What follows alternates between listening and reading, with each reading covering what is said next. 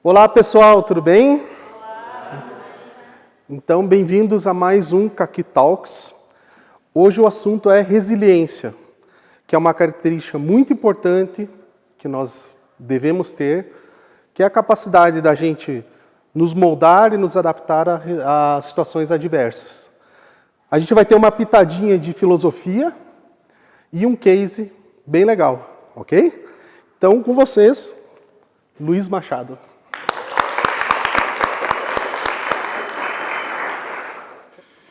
Boa tarde a todos. Obrigado pela presença e pela oportunidade de estar aqui conversando com vocês um pouquinho essa meia horinha.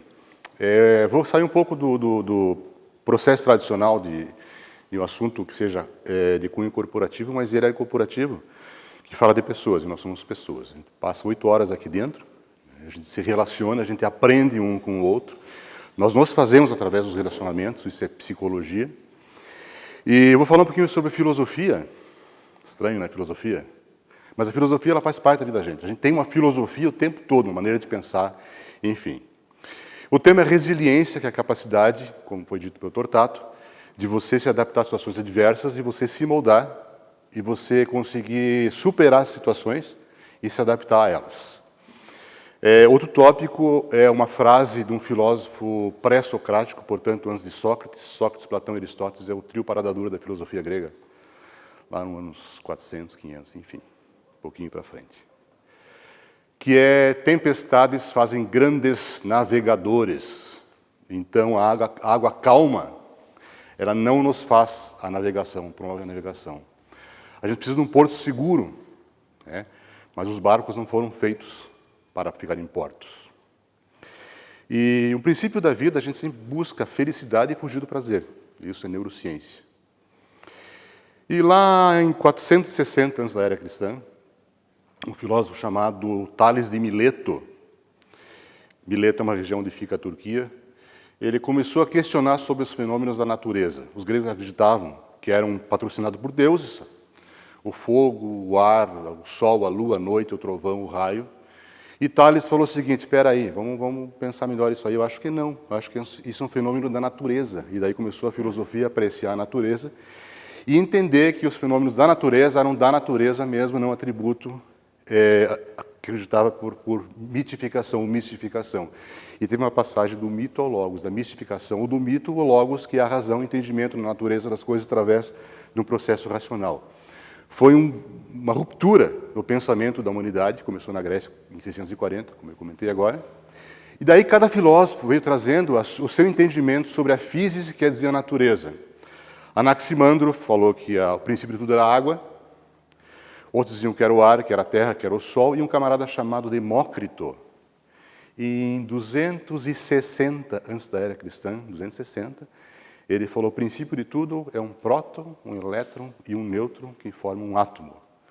Então a teoria atômica, desde aquela época, já era assistida e hoje ela é aceita pela ciência como uma coisa mais moderna e cientificamente se entende o princípio de tudo como um átomo, né? Então se vê a capacidade de raciocínio dos gregos. Epícoro, que falou que as tempestades fazem grandes navegadores, era chamado de Epícoro ou porco.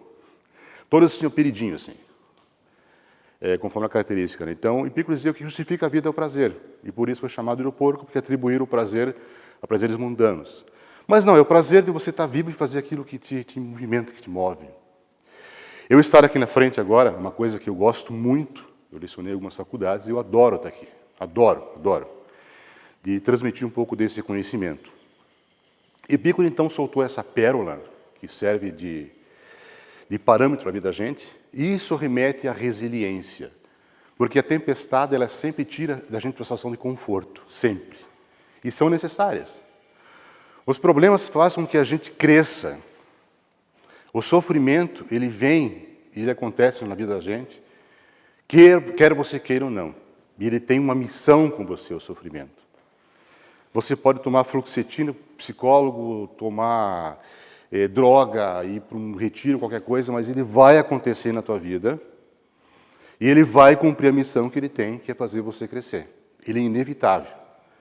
Só que ele tem um tempo. Ele acontece, faz o que tem que fazer e ele vai embora. Um filósofo que eu gosto muito, que é da época do Epícoro, que é Heráclito, chamado Heráclito o Obscuro. Ele era esquisitão mesmo. Morava numa caverna, tudo lá. E ele falou o seguinte: não se pode banhar 2 vezes no mesmo rio, porque você não será o mesmo e nem o rio será o mesmo. Então, complementando isso, o que quer dizer? Que a vida é um fluxo contínuo de acontecimentos e você jamais será o mesmo. Você muda o tempo inteiro. A gente tem agora a situação que eu estou aqui na frente, eu não sei o que vai acontecer daqui a pouco, é um fluxo contínuo.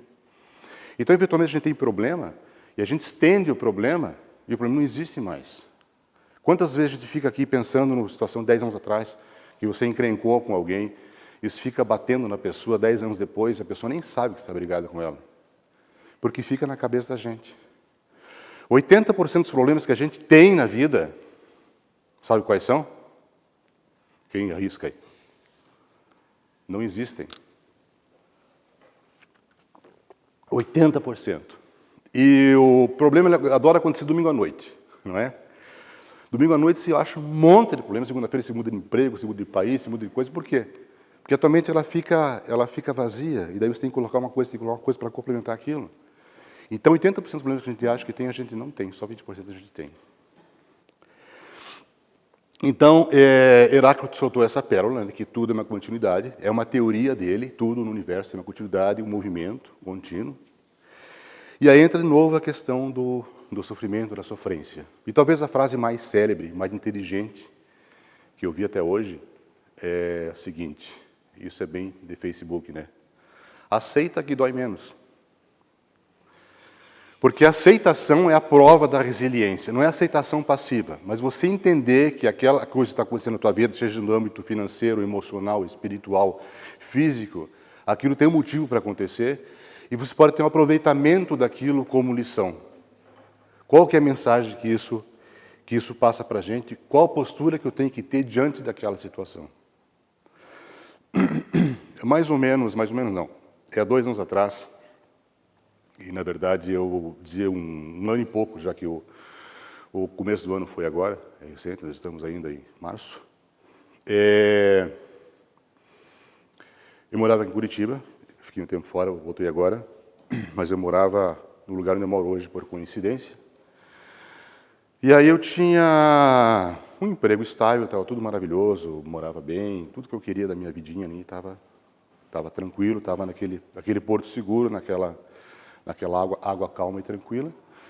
E um momento qualquer, uma sexta-feira, a minha filha tem 18 anos, ela me veio visitar com o namorado dela, e eu tinha mudado de emprego, um cargo de gerência em outra empresa de marketing, live marketing, e elas chegaram sexta-feira pela manhã, eu fui para o novo emprego sexta-feira de manhã, pensei, hoje é o dia da pizza, vou comemorar, tudo perfeito, né? E, de repente, no meu olho direito, começou uma mancha, sabe? Uma mancha preta. E aquela mancha foi subindo, ao meio-dia, e o olho foi tapando, o olho normal, visivelmente, de quem me vê normal, no entanto, uma mancha escura. E deu 6 da tarde, eu estava cego, literalmente cego, do olho direito. Sem dor nenhuma, sem nenhum sintoma aparente, somente não conseguia ver. Aí, no sábado, eu fui até o médico, oftalmologista, especialista, e ele falou, olha, eu não tenho certeza, mas não é minha especialidade, mas vou chamar um colega aqui que eu tenho uma suspeita de que está com um problema bastante sério no teu olho direito. Ok? Chama, né? Chegou um camarada lá, olhou por 10 minutos e falou, olha, a sua retina está descolando. Quer dizer o que é isso? Quer dizer que se você não operar na próxima semana, você vai ficar cego e o seu olho vai murchar. Eu já pensei no olho azul, verde, assim, tipo David Bowie, né? E aí eu estava com a minha filha, ela ouviu isso do meu lado, né? Daí foi aquela choradeira, à noite, eu chorando escondido, né? Ela chorando escondido, porque, puxa, ficar sem enxergar, ficar com uma deficiência de uma hora para outra, sem dor, sem nada, né? Aí começou um período de sofrimento, muito sofrimento. Porque eu era PJ, como sou hoje, eu tinha que trabalhar, e eu não consegui mais trabalhar. porque eu não podia me movimentar, senão a retina caía, eu não podia baixar para amarrar o cadarço, movimento brusco nenhum. Eu tinha que sentar na cama, ligar a Netflix lá e fazer só esse movimento aqui. E aí uma rede de amigos começou a me ajudar a buscar uma solução para isso, buscar médico, buscar SUS, buscar quem quer que fosse. Ligaram até para a governadora do estado, um camarada era amigo dela lá. Ela falou, estou apagando a luz agora, o governo acabou, né, era final de mandato, não consigo ajudar. E aí foi uma loucura durante 15 dias. Eu não podia me mexer, eu tinha que ir ao banheiro assim, tomar banho meio parado, sentar e ficar lá. A expectativa de não conseguir realizar a cirurgia, por um motivo bastante interessante, era 27 mil reais, um olho. Eu não tinha 27 mil reais, ninguém guarda o dinheiro de uma hora para outra para fazer uma cirurgia.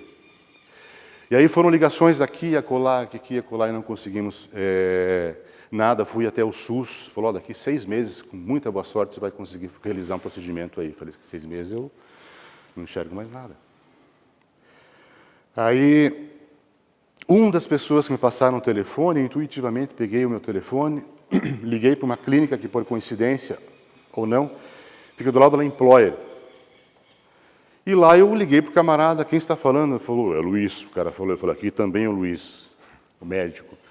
Como é que eu posso te ajudar? Eu falei, olha, eu tive um diagnóstico recente, e esse diagnóstico diz que eu posso perder meu olho, vai cair a retina daqui a pouco, e eu preciso que alguém dê uma olhada nisso. Ele falou, vem aqui amanhã, que era sexta-feira, eu não vou cobrar consulta, eu quero só fazer uma avaliação do que está acontecendo com o teu olho.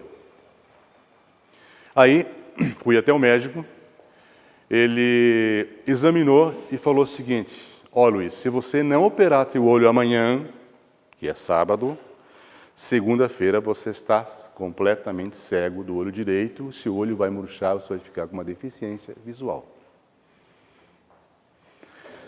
O que se quer? Eu falei, eu quero um milagre, eu quero que você me ajude, porque é um custo alto da cirurgia e eu preciso fazer a cirurgia. Você sabe melhor do que eu tenho que realizar esse procedimento. Aí ele falou, olha, eu vou tentar fazer como se fosse um plano de saúde, custou lá 8, 9 mil reais, quase 9 mil reais, e eu acabei juntando dinheiro daqui, puxo daqui, cartão de lá, ajuda de amigos e consegui fazer a cirurgia no sábado de manhã. Muito bem. Aí deitei numa maca normal, os médicos pareciam CSI, assim, com um gorro de caveirinha, assim. Você quer ouvir o quê? Blues. Colocaram um blues para eu ouvir lá e deram aquela injeção a la Kurt Cobain, assim. Entrei num negócio azul, maravilhoso, e fui. Oh. Maravilha. 2h30 de cirurgia. Nas 2 horas eu não aguentava mais aquele negócio. Eu acho até que tira o olho. Eu não quis ver depois no YouTube como é que é o procedimento. Mas uma coisa muito agressiva. Uma cirurgia complicadíssima. Tanto que não se sabia se ia costurar, colar, laser, qual o procedimento, na hora tinha que se decidir, dependendo da situação que estava a retina ali, comprometida, o comprometida estava caindo, enfim. 2h30, terminou a cirurgia, maravilha, saiu aquela roupinha linda lá, fotografia com o Instagram de Vitória, venci mais uma, puxa, agora está tudo maravilhoso, né? Agora eu retomo minha vida, volto ao apartamento, volto para casa e tudo, volto a trabalhar, nada. Quando tiraram aquele tampão, eu parecia que tinha saído do UFC, sabe o UFC? Todo detonado o olho, carcomido, para dentro, horrível, vermelho. Doía aqui assim, tudo, doía o céu da boca. Emocionalmente estraçalhado, porque eu me olhava no espelho e falei, puxa, eu estou um monstro, né? E não conseguia trabalhar, porque não conseguia sentir gosto das coisas, não conseguia falar direito, não conseguia pensar direito. Fui fazer uma prova, um órgão quase público aí, e não consegui no meio, falei, desculpa, eu não consigo fazer, eu tenho que ir embora, e peguei um Uber num táxi e fui para casa lá. Aí eu tinha que a cada meia hora eu descer a cabeça, porque eles colocaram um gás, e esse gás tinha que subir. Então eu baixando a cabeça, o gás subia. E o mesmo cuidado também, não fazer um movimento brusco. Aí foi passando o tempo, eu não tinha mais como pagar o apartamento onde eu estava, e uma amiga de um amigo falou, olha, tem um apartamento que eu, em cima da minha loja, eu não uso mais, estou morando em outro lugar, então, enfim, se quiser ficar lá, fiquei lá. Aí fiquei lá sem dinheiro, né? E um outro amigo ia no mercado, fez compra para mim, não tenho vergonha de falar isso. E assim eu vivi um momento de sofrimento extremo. com o perigo de não enxergar mais, uma dor emocional terrível, uma dor física terrível, vaidade ou, não é vaidade a expressão, enfim, autoestima lá embaixo, e sem perspectiva nenhuma. E naquele momento eu ajoelhei assim no chão, eu não sou religioso, mas enfim, assim, ajoelhei no chão e perguntei o que eu tenho que passar, o que eu tenho que provar, o que eu tenho que aprender com isso. Qual que é a lição que eu tenho que aprender com isso? E o que eu tenho que fazer? Nada. Eu tenho que esperar passar isso. Só esperar. E esperei. E a situação foi se normalizando, naturalmente, o olho voltou ao normal. Eu não lembro dessa fase. Eu apaguei dessa fase da minha cabeça. E daí fui me recuperando. E hoje estou aqui falando com vocês. E a mensagem que me foi passada com esse episódio foi uma: olhe para dentro, se conheça. Use essa coisa que tem aqui na tua cabeça e olhe mais para dentro. Então, qual que é a lição que eu aprendi e repasso a vocês assim? Tudo passa. A felicidade não é eterna, o sofrimento não é eterno. Eles fazem parte de um processo na vida da gente, e ambos são necessários. Tem um filósofo alemão chamado Friedrich Nietzsche, falecido em 1910. Tem dois conceitos que eu adoro. Um deles é do eterno retorno, isso é filosofia, não é religião, que fala que são os momentos na vida da gente que você quer que não acabe, que dê continuidade, que seja um eterno retorno. Aquele momento assim, puxa, está perfeito, que não pare, que não deixe de acontecer isso que está acontecendo. E que é um anseio que a gente tem na vida da gente, né? E buscar esse estado de excelência pessoal. E outro conceito que eu adoro também, esse eu adoro mais ainda, ele chama de amor fati ou amor fati. Alguns autores usam as duas expressões aí, que é uma espécie de reconciliação com a vida e com o destino, com o entendimento de que tudo o que acontece na vida da gente faz parte da vida da gente, inclusive o sofrimento. E a felicidade também, naturalmente. Então, entender que as coisas acontecem da gente, você absorve isso, tenta metabolizar isso, tenta entender isso e saber que aquilo não é eterno, que é o rio que vai passar aquela água, que você está no rio, que você não será mesmo também, que tem um processo contínuo. Então, eu escolhi esse tema mais no aspecto humano, ao invés de humano na corporação, que nós somos pessoas, e a pessoa fala, não é nada pessoal, sempre é pessoal, nós somos pessoas. É nessa interação com os outros que a gente se descobre. É a sombra do outro que nos incomoda e acusa que a gente tem que mudar. Então é um processo que a gente passa todos os dias, e é um processo difícil a gente se observar, se olhar. A palavra refletir, reflexão, o que é? É você pensar o pensamento. Eu estou no espelho, eu me vejo. Refletir é você jogar o pensamento, você trazer de volta e você repensar aquilo que você jogou como indagação, como questionamento. Eu quero, acho que eu estou adiantado no tempo, mas eu vou finalizar então da seguinte forma. Tem um texto do Brian Dyson, que é o ex-presidente da Coca-Cola, chama-se As 5 Bolas, até eu aconselho que vocês deem uma boa lida nele. É bem interessante. Tem um final, e eu vou acrescentar umas coisas a esse final. Quando a gente vive no futuro, a gente tem um negócio chamado ansiedade. E quem aqui não é ansioso, atire a primeira pedra. Quando vive-se no passado, tem-se propensão à depressão. O mais difícil é a gente viver o aqui e agora. E só o aqui e agora é real. Já passou agora há pouco, não é mais real.